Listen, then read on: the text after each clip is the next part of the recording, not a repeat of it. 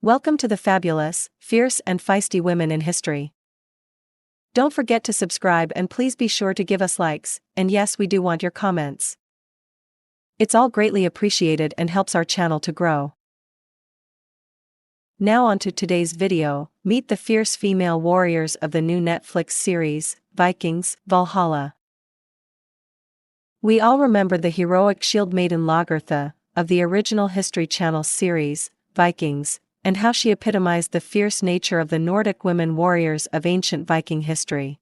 Well, now we can rejoice because the new 2022 Netflix series sequel to the Vikings called Vikings, Valhalla is bringing us 4 new female characters from Viking history to admire and exclaim over.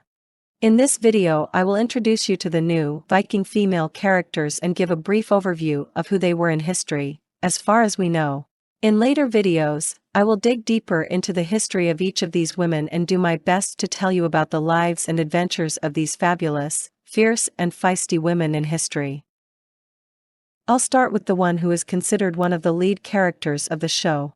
Freydís Eiríksdóttir is played by Swedish actress Frida Gustavsson. Freydis is a real historical person who was the sister of Leif Erikson, another lead character in the show, and daughter of Eric the Red. Eric the Red is believed to be the first person to discover and settle in Greenland, while Leif Erikson is popularly known as the Viking who landed on the shores of North America long before Christopher Columbus. In the Netflix series, Freydis is portrayed as an explorer alongside of her brother as well as a fiercely pagan, fiery and headstrong female warrior. The storyline emerges where Freydis becomes anti-Christian following a traumatic event involving Christian Vikings. After this happens, Freydis takes on the leadership of the Old Norse religion while also going to battle against her fellow countrymen who have adapted Christianity. There are a couple of somewhat conflicting historical legends about Freydís Eiríksdóttir which I will cover in the video that I will be doing about this amazing woman, so be sure to subscribe to my channel and hit the alert bell so that you will be notified of the new videos that I post at least twice a week. Second on our list of new female characters in Vikings Valhalla is Emma of Normandy, played by Laura Berlin. Queen Emma became the queen of 3 countries as well as having married 2 kings, one after the other.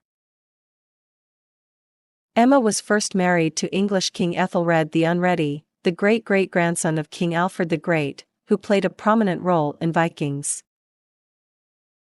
After his death, she was married to King Canute, who was Viking King of England from 1016, King of Denmark from 1018, and King of Norway from 1028, which made Emma a thrice queen. Queen Emma of Normandy was a fierce, strong-willed and intelligent woman who knew how to survive in tumultuous times by marrying the Viking King Canute, who was already married, but that didn't stop her. Just like Ragnar in the original Vikings had 2 wives, so too Canute. Her great-grandfather was Rollo the Viking Sea Lord, chieftain and the first ruler of Normandy, whom we all met in the original Vikings series on the History Channel.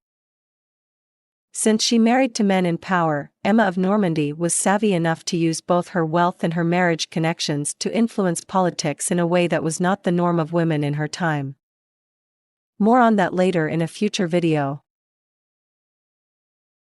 Third on our list is Queen Ælfgifu of Denmark, played by Scottish actress Pollyanna McIntosh.